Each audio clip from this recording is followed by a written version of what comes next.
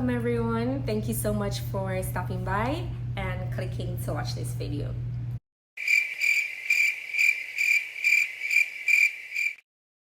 I have a hot topic to talk about today. But before we get started into all of that, I need you to get to know me a little bit, because there is truly a reason behind everything that I do, and everything that I do has a meaning to it. So first up, my name is Joelle, and the channel is dubbed Elle Productions because I use the last 4 letters of my name, because I'm using the forum to produce and share authentic experiences only. If you also check out my Instagram page, the handle is right over here. You'll see my name as exclusively JA.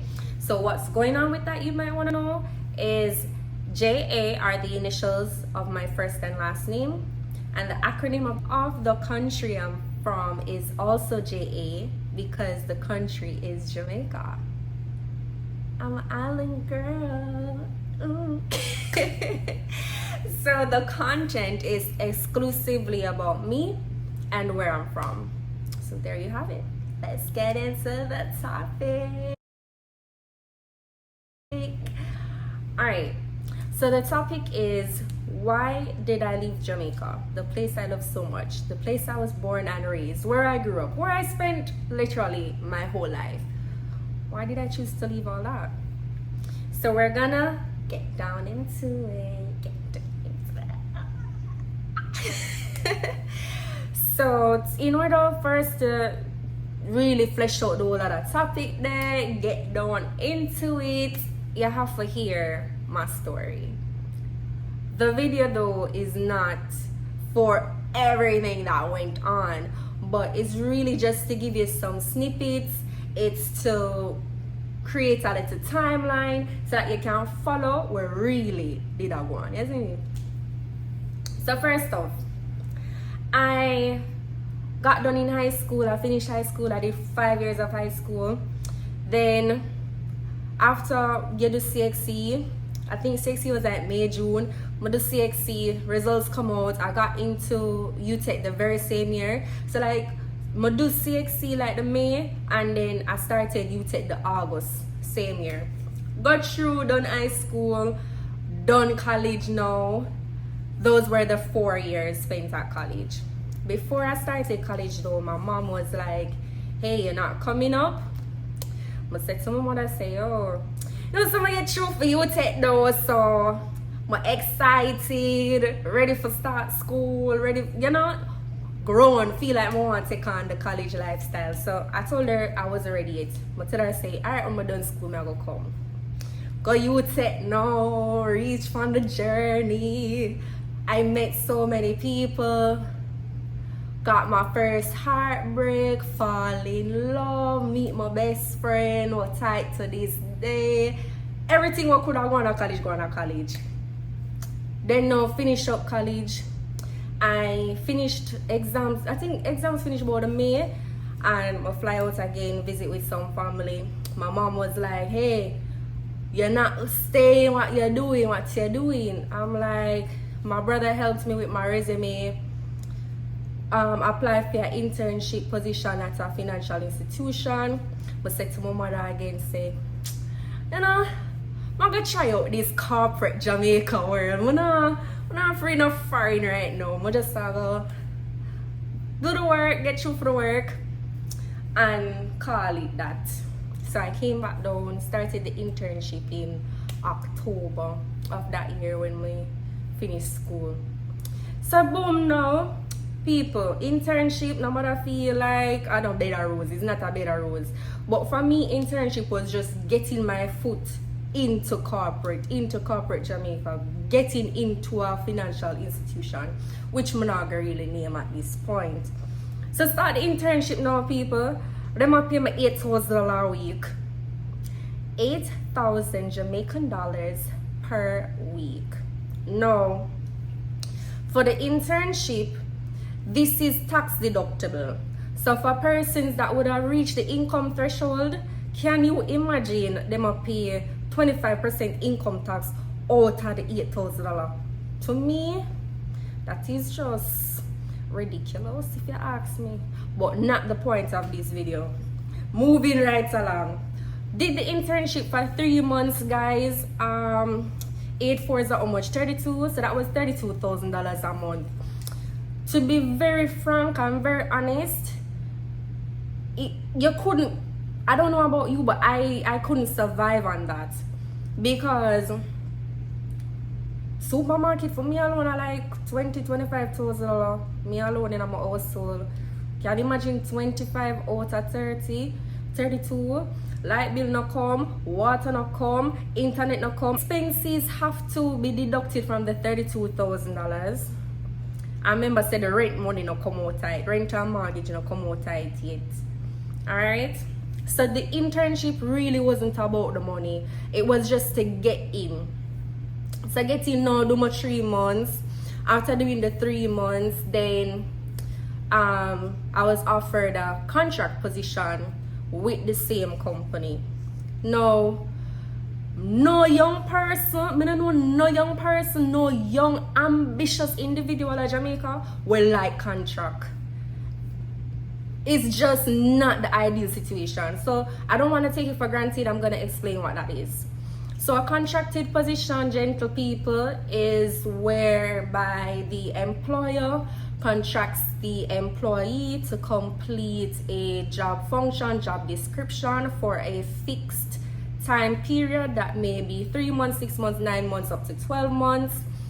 And that employee is not entitled to any form of company benefits, which may include health insurance, life insurance, uniform, clothing allowance, shoes allowance, retirement planning, pension, etc.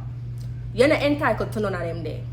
Now, the reason why this is frustrating for young people is because, remember, you know, you come to work every morning, you leave late most of the time, you complete this, you're offering your services, of course, you're completing a job function, you're getting paid for that function, and at the same time, you're carrying out the same duties, you're working probably harder than the person will sit down next to you in the next cubicle where they pan staff were permanently employed, and you're there feeling stagnant and frustrated because you don't have the resources for proper plan out your life, because the income is minimum.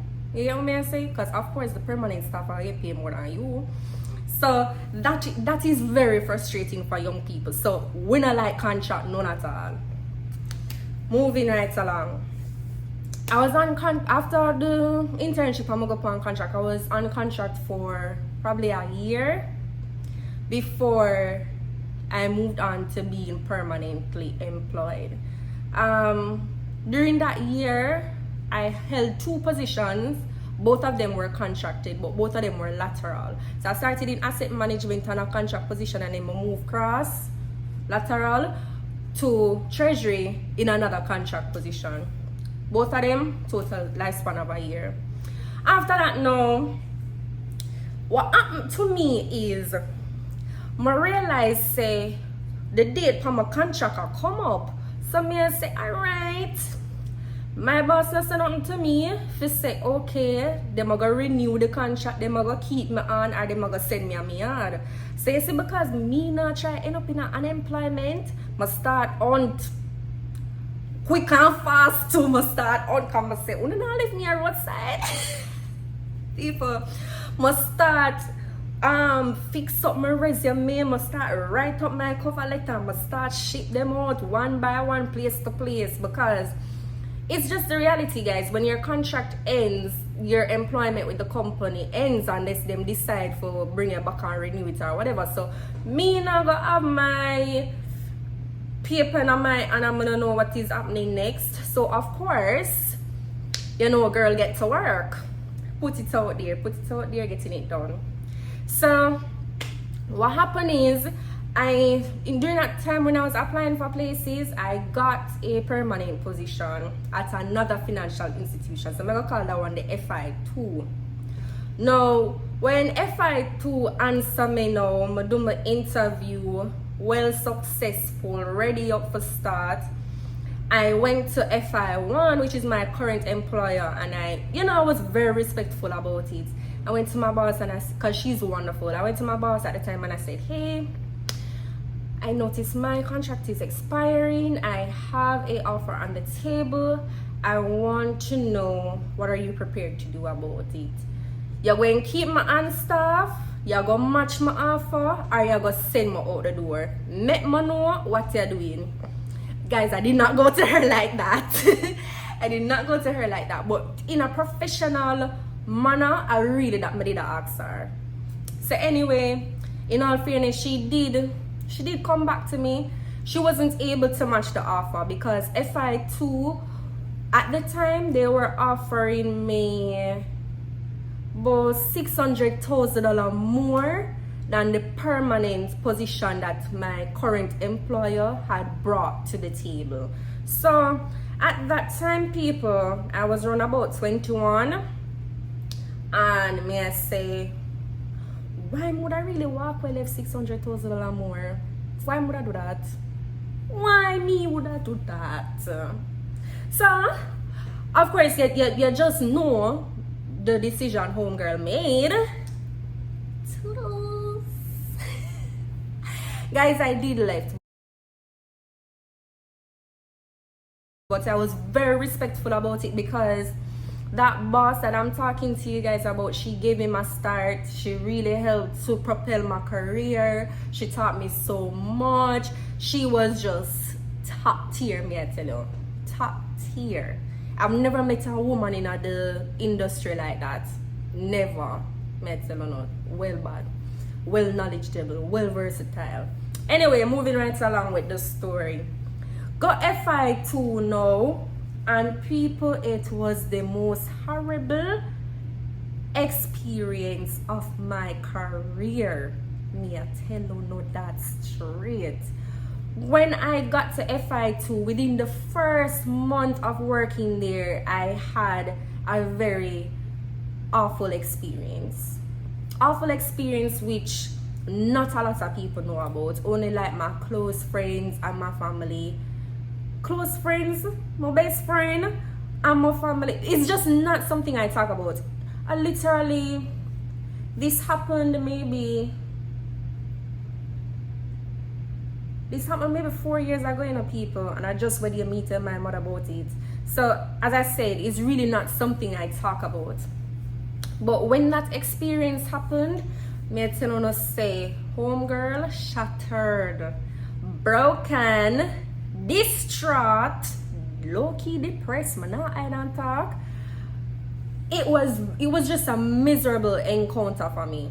And the worst part about it, guys, remember, I'm not gonna say I couldn't leave the job, but it would not have been wise. It would not have been in my best interest.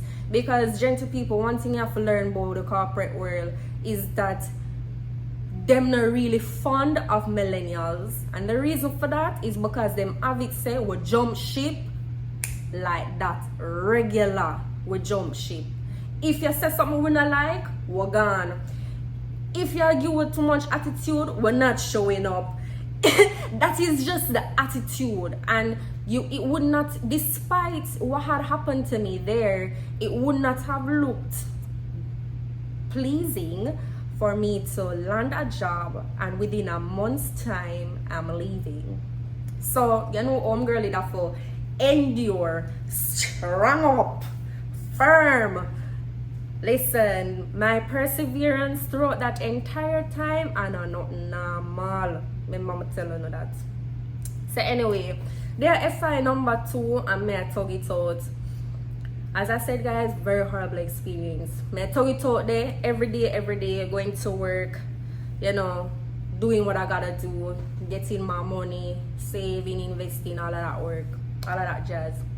Until now, I couldn't take it no more. Could not take it anymore. I spent about 6 months at FI2. Couldn't take it no more. I'ma just resign. Guys, you see, when me resign, you would have never believe who called me. FI1. Remember, you know, same place on my life because them never want match my offer. I'm already feel like say 600,000 I was worth leaving. Remember the story. The same place come back. FI number 1, them come back in at the same time when me resign from FI number 2. If you don't believe in a God, me believe in a God firmly. I'm gonna know say that was God giving me a lifeline. You know who grab it? Me. Guys, when they called me, they were like, hey Joelle, we have a vacancy open up. We think you're perfect for the position. Come send me a resume, come in for an interview, let us know. Listen, when I tell you say me go home the night, I'ma spend the whole night to prepare my documents and I'ma tell them, hey, this is what I've been working on, this is the portfolio I have managed, and this is the fund value I sell myself because I forget that work. Because even though I had resigned from a horrible situation, guys, you have to be practical. You can't sit on a yard unemployed. You have bills to pay. So me, I try to jump on the ship real fast. You see me? Anyway, got the job. Reaching at the job. Guys, when I got the job, started off, you know, very excited, ready to get going. But the thing about that job, it was a sales job. And your girl, I'm not into the sales. But even in light of that fact, guys, I knew that, hey, this is what I signed up for. I had to get with it. I may not have liked it, but it's a job. The people them contract my services. And now I had to deliver on what my job description was. My targets, they were very enormous. May I talk about hundreds of millions of dollars, and it's not Jamaican. Let me make that clear. USD, baby. Hundreds of millions of USD dollars. Understand me? So those targets were very frightening for me, if I can be really honest with you. Honesty again, I never hit all of them. Reason being, guys, at the time, COVID just come in. I can never forget. COVID just come. COVID shattered the economy right throughout the world. Can't even deny that. And it was just immensely difficult to hit those targets. I mean, like, when you call up some clients, them tell you, say, point blank, them cannot even pay them staff. Them have to close operations fee. Them not even know how long them have to close them doors for. But right now, them have a projected plan of like closing for like 3 to 6 months. Oh, you're gonna go to them person there and be like, oh, I would love for you to sign on with this financial institution. We are prepared to offer you these sorts of services and the quotes on these international currencies. You can't, there's just so much and no more that you can do. You understand? But this is where it all comes down to why I left Jamaica. It was not about, you know, me not reaching the pinnacle of my career, because when I went back to FI number 1, I was living comfortably, guys. Me, even after them thief my first car, I was able to buy a second car. Oh, that thief car story is the next one. Cha-cha. Another time though. Yeah, my first car was stolen. I was able to buy a second car. I was able to complete 1 year of my master's program. I was living, mortgage payments were being made, on top of things.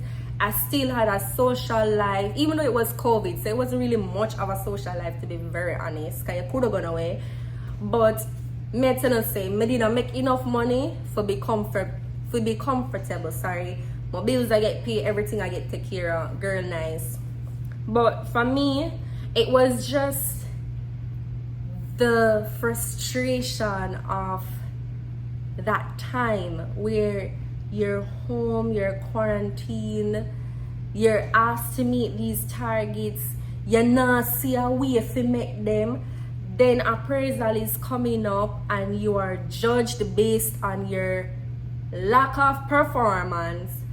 then the pressure of being in a job that you don't want to be in, you're going to school, because girl did in a master's program at the time, you're going to school, you also have those deadlines, and to me, my education is more important than the job where I never did really want to be in, but end up in because of the circumstances of it all.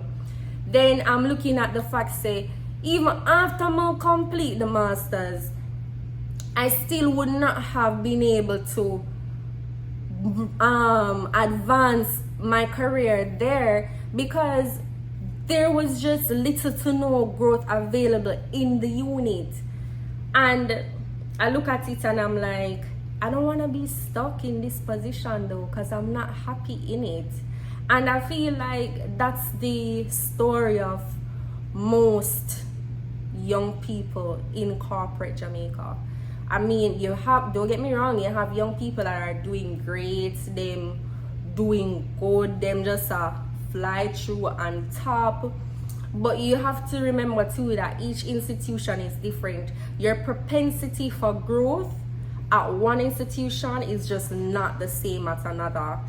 Also, even at the same institution, growth in your department might be much faster than growth in another. You also have to realize the age gap of the people that work in your department. So for example, if your supervisor young, like she in her 30s, every girl, which part you gonna grow go? Think about it. Like, think about it. She's in her 30s, she probably have 10-year work experience in the industry. She has been at that company for maybe 15 years. No, I lie, she has been at that company for maybe 10 years, sorry. And she has that level of experience. You just come out of college.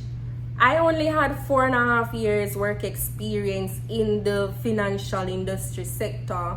Like, you think them are gonna give me not supervisor position over the 30-year-old lady who did it for 10 years? Think about it. You have to think about it. The next thing too, even by the will of God, I get promoted to supervisor. Jenko people, supervisors do not get paid wholly more than the officer position, you know. Nobody feel like say the supervisor get 1 million more on top of your pay, you know. Don't feel so. Don't trick yourself. So what I mean is, for example, right now they might pay like 3.1 million for the year as an officer. The manager might be getting probably 4.5, maybe 5. Yeah, that is manager. Remember, say the supervisor in between you and the manager, you know. So how much you really think the supervisor get? Think about it. Not to discourage you and say, oh, it's not worth it, because growth is always good, you know, and to display your leadership qualities is always good. But don't feel like it's gonna be a whole lot more, and don't sell yourself short either, because for me, I look at things quantitatively. I don't know, it's just some brain work. So if I'm a supervisor, I'm have to in charge of 10 people. Not to say more 10 people money, you know, but well, if I could get it, I'm gonna ask for it, but not to say I'm gonna get 10 people money, but I'm gonna expect say that workload you have to compensate me for it. I'm not going to take on them extra stress there, extra workload, late nights, missing out with time with my husband, and my soon to arrive putting them. No, I'm not pregnant, people, but I do intend to be a mother. Come on. Like, if you're gonna have me sacrifice them quality time there, it have to compensate somewhere. Sorry, but I just got to work about it. So in a sense, guys, what I'm trying to say is I left because I felt like I had more growth opportunities being here overseas with the support of my family here. Separate and apart from that, I felt like I could accomplish more being here. I would have more access to resources that I would not have had back home. Also, people, that one is very critical to me. Peace of mind, mental health. That was a big deciding factor for me, because where I was working, I didn't want to be in that position, and you could just see it in my work. I was like, I don't want to do this. Don't call me and ask me about that client day. Don't ask me for no documents. I am not interested. I mean, I had to be professional, but in the back of my head, guys, I'm not gonna lie, that was the attitude that I had. I was just not about it. So mental health, peace of mind, that was a big deal for me, as well as what I know I could accomplish being in a first world country, the massive opportunities that I would have had available to me. And the last thing I want to say is, you see, in Jamaica is a mindset where you have to work at bank, you have to be a lawyer, you have to be a doctor, you have to be in a engineering, you have to be in some top class profession for you bring home dollars. It's like, or unless you're gonna be a drug dealer. But drug dealer or scammer, but think about it. In order for you to bring home some large money, you have to be in some large positions. As opposed to other countries, you have persons that are doing minimum wage jobs and they're being paid much more than what we consider large professions. So that's what I am alluding to when I talk about opportunities and resources. And the reason for that, as we all know, is just economic climate and currency movement and things of that nature, because a first world country cannot be compared to a third. But yeah, guys, I hope you enjoyed all the charisma of what I had to share. I hope you learned a lot from my experiences. But for sure, if you've ever held a contracted position, hook me up in the comment section. Tell me all about it. Tell me what it was like for you. Have you ever had a horrible experience on the job? I'm all here for it. Tell me in the comment section.